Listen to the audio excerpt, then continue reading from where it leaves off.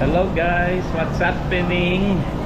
Andito kami sa Manimogo Unlimited Samyupsal. Paano sinasabi? Samjuk? Samyupsal. Yan. It's lunchtime. Papakarwas sana kami doon sa may karwas. Actually, nagpapakarwas kami. Habang inihintay namin, mag-lunch na muna kami dito. Kain tayo ah.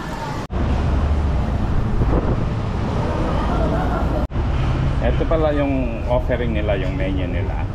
549 samjuk plus yang yum samjuk plus chicken plus 20 side dishes. Ito yung mga side dishes niya. And then yung susunod, meron siyang additional beef for 599. Tapos meron siyang 3 different kinds of beef at shrimp at chicken. 649 pesos naman. Yan. So yun ang tatlong different choices. Kung hindi kayo pwedeng mag-beef dahil meron kayong whatever gout, mataas yung inyong blood pressure, dito kayo. Yan. But that's your choices guys, okay?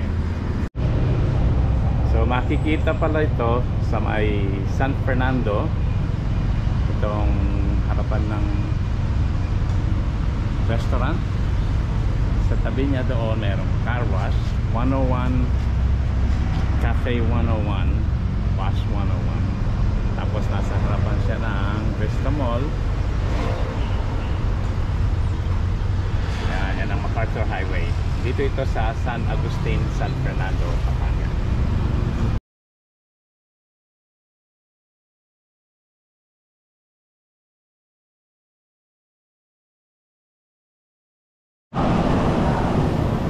Tingnan naman natin dito kung ano yung available nilang mga side dishes. So basically you get your own drink. Ayan, siguro orange juice, siguro iced tea at saka pineapple juice. That's what I'm thinking. And then dito yung kanilang mga utensils, cups. Ito ang kanilang soup. Hindi ko lang kung anong klaseng soup yun, but it's soup. Then ito, ang masarap naman. Then obviously, ito yung kanilang rice, steamed rice. Okay? Then next time yung camera natin. Then of course, dalawang klase ng kimchi. Meron silang minced garlic or sliced garlic. I think ano ito, radish. Then meron silang chili paste, chili sauce. Meron silang bean sprouts. Tapos siguro ano ba ito? Radish, mushrooms, saka cucumber. Tapos ito yung mga different sauces nila. Ito yung kanilang tawag dito. Hindi pa alam kung anong tawag dito. But this is, I think, mukhang ano pork or beef. Meron silang kimbap.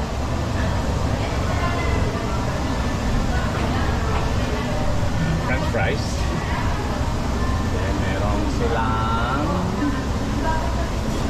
hindi ko rin alam kung anong tawag dito.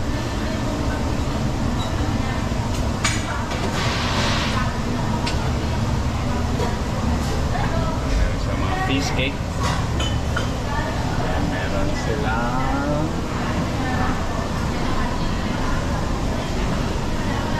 tekboki ba tawag dito? I think.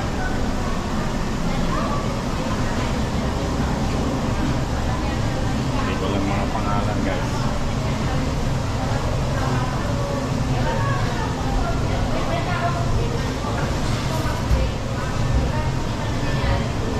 Ganda ng mga lettuce. Kasama lahat yan? Kasama to? Aha. Okay. Different different kinds of Korean fried chicken, no? Chicken wings. Yeah, try natin lahat. Ito ano to? Seasoned parang tempura. Fried something. Kaya na, hindi ko alam yung pangalan ng mga side dishes ng Korean. Yun po.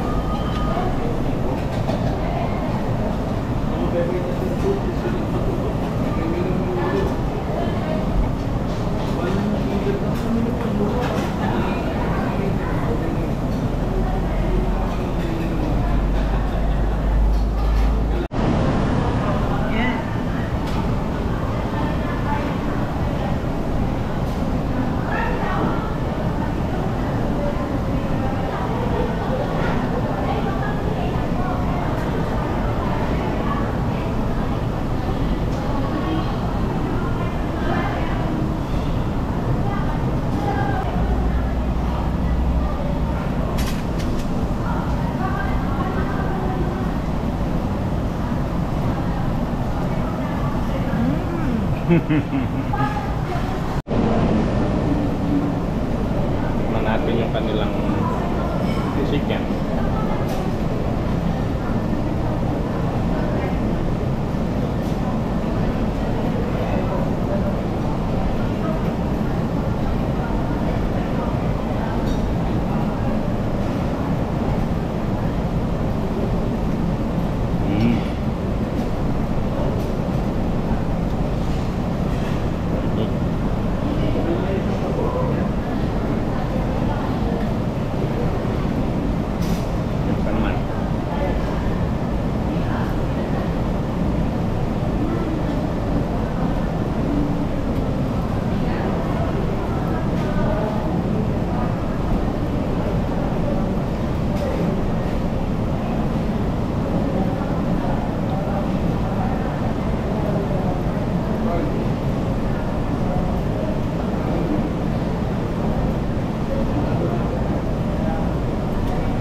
Kailangan niya ng hot sauce, but it's good.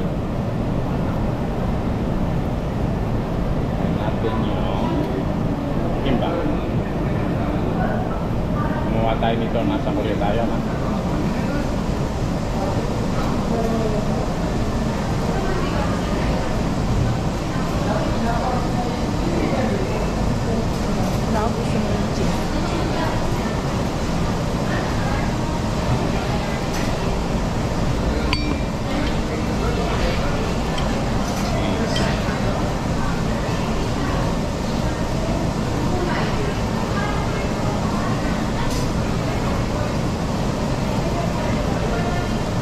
Sarap.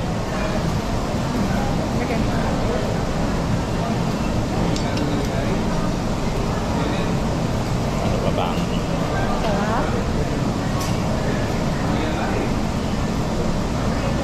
Gawa tayo ng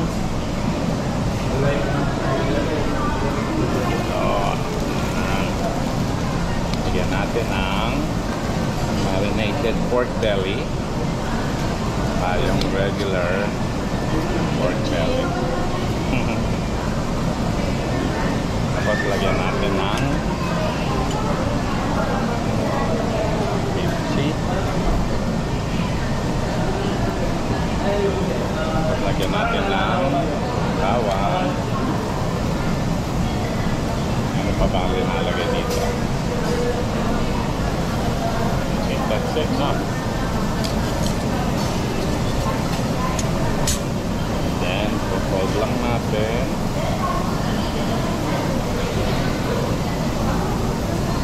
Wow, it's a big bite.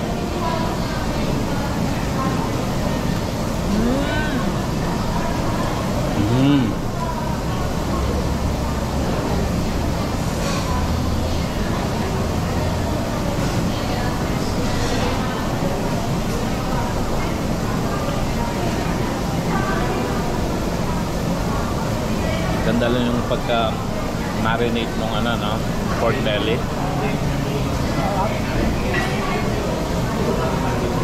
Combine nung lettuce at saka nung kimchi. Sarap.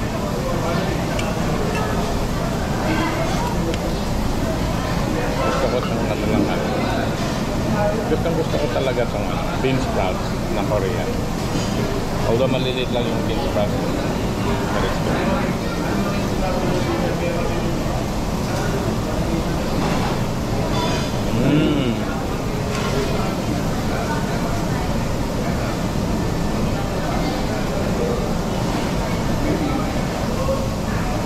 Nawala po siya. Try naman natin ito.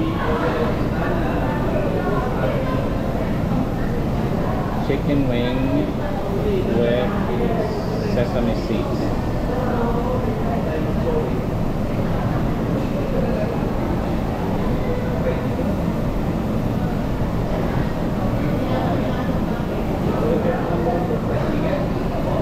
Pwede. Sarap.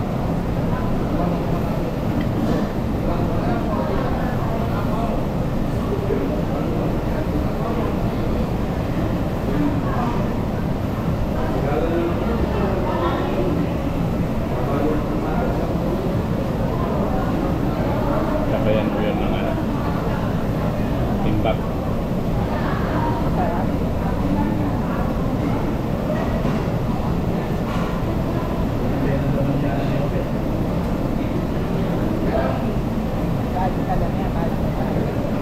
Ito. Papalitan na yung grill natin. Thank you.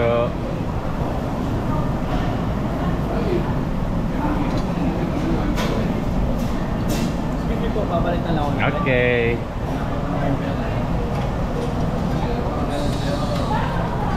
Ay, magpasusin na lang.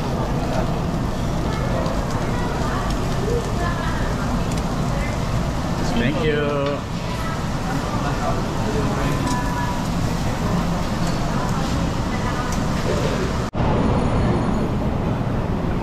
Busog? Busog na po. How do we know na nabusog tayo? Tingnan nyo. Ubos lahat.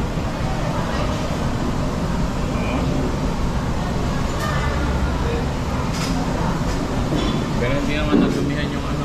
Hindi. Pinalitan na pala. Ito na yung ating yung bill natin. Ano ba yung order na dito? Yung may beef or pork lang? Pork lang. Pork.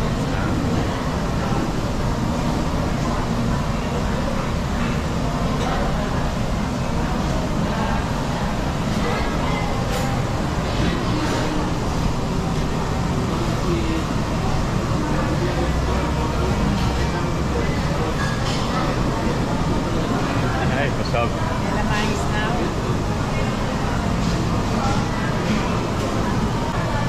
So pag ganitong oras hindi masyadong maraming tao, no? Pagkagabi maraming tao dito.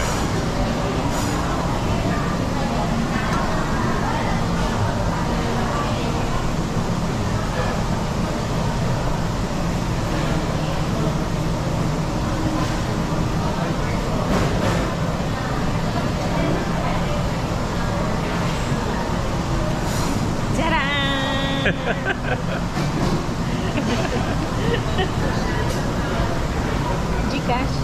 Gcash na. Bigas na lang. Ito, 772. Mura lang, no? Mura lang itong kadit. Murang kadit.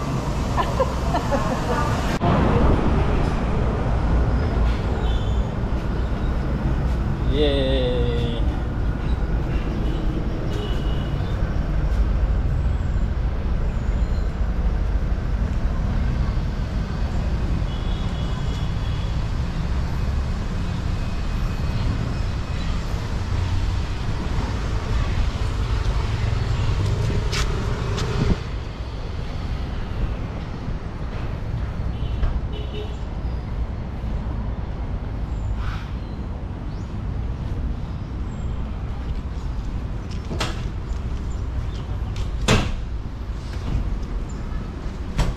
Check pa ni ate. Okay na ate? Na ano na? Wax? Okay. Magkano yung 400? 400.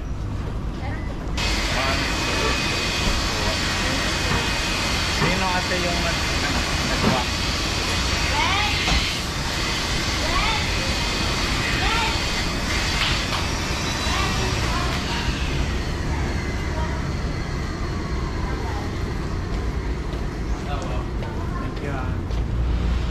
It's na si Rush. Saka po.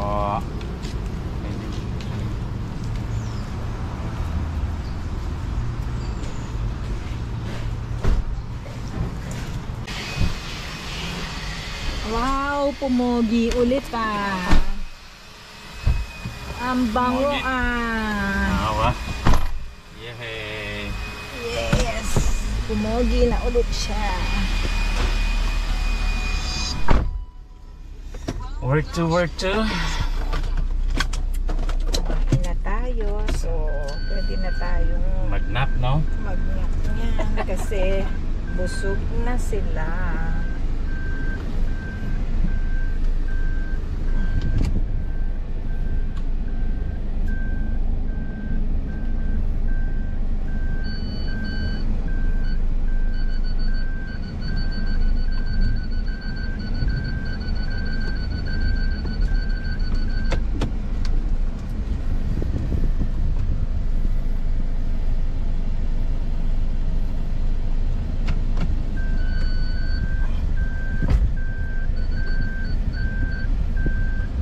Kuha na yan. Okay.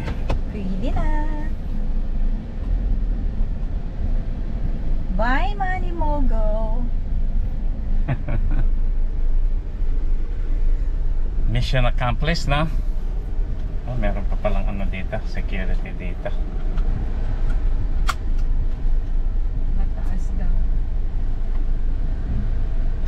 Pwede na rin. Pwede na po. Oo. Ano kami? Kaliwa na? Oo.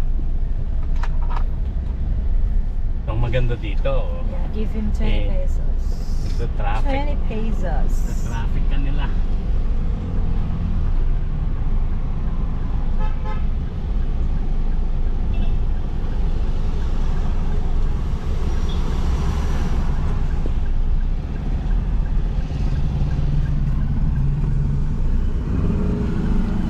Thank you, kuya.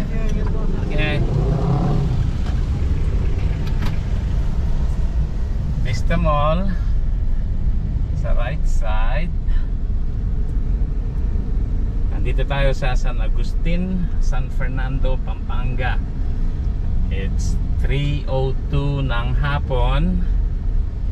Medyo ano na, mag-rush hour traffic na. Dito sa right side is Walter Mart. And then merong Pure Gold sa left side. Ito yung pinaka-business district ng ano San Agustin and Dolores. Itong Meron din Grumpy J. Grumpy Joe. Okay din dyan, mabilis naman ang ang service nila dyan. Laging maraming tao, mahaba pila palagi. Okay lang yung pagkain, mura din. Sorry guys, naputol yung vlog natin kanina, pauwi tayo dahil nag-overheat yung GoPro natin. GoPro Hero 10 Black. Ito. Nag-overheat. I think yung battery nag-overheat. So nung papalitan ko sana, nagdala ako ng spare battery just in case nga na maubusan ng baterya. So nung binuksan ko habang nasa kotse kanina, ito, nung papalitan ko sana yung baterya, ganito nangyari. Ito lang ang nabunot ko, naiwan yung baterya sa loob. So sabi ko, naku, paano na to? Pag-uwi sa bahay, kumuha ako ng needle nose plier. Bubunutin ko sana, pero dahil masyadong maliit yung space in between nung walls nung battery compartment tsaka yung battery, hindi makuha nung needle nose. Gumamit ako ng tsani, ayaw din. So may nakita ako sa YouTube kung paano bunutin itong baterya pag ang tawag dito is swollen battery, dahil yung nag-swell yung battery, tumaba siya, ngayon nakadikit siya sa wall ng battery compartment. And so the only way to remove it, actually hindi ko alam kung paano, so may nakita ako sa YouTube, ginaya ko. So I'm gonna show you kung baka sakali kayo ay merong GoPro at nangyari the same thing happens to you.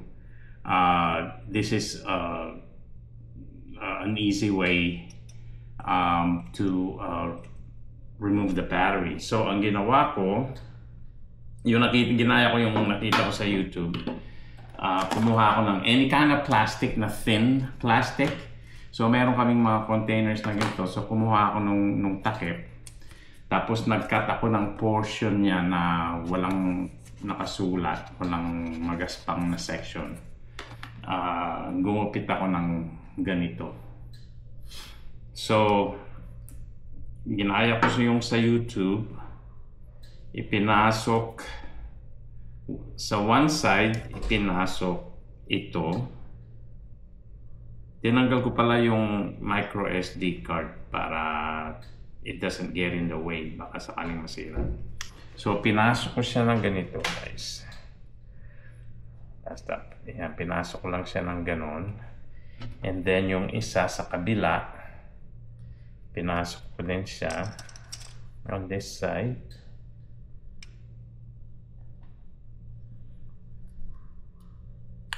Make sure nasa in between siya ng battery compartment at ng battery. So yun. And then once na nakapasok na siya, gumamit lang ako ng vice grip.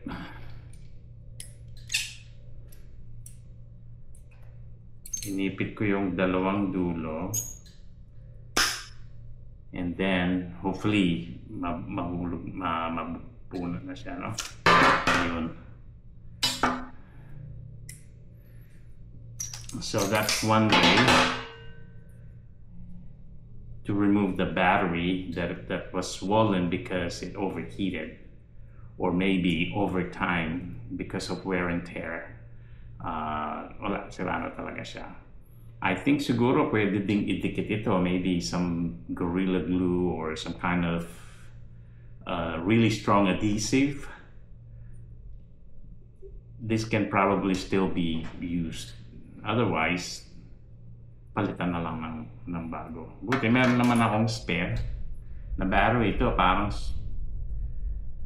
medyo tumataba na rin yung size niya. Maybe it's time to invest on new batteries.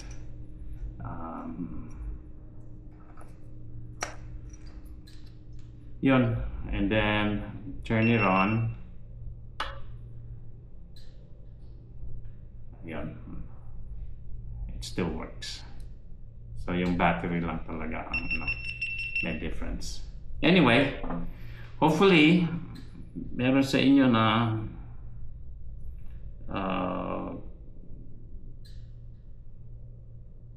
mag-benefit sa video na to. If ever, yung mga vloggers na gumagamit ng GoPro, if ever that this happens, if kung hindi nyo pa alam, that's one way of getting it out. I'm sure there are other ways that you can do that. There are probably some tools that you could do that with, but yun ang nakita ko sa YouTube. I followed it and it worked.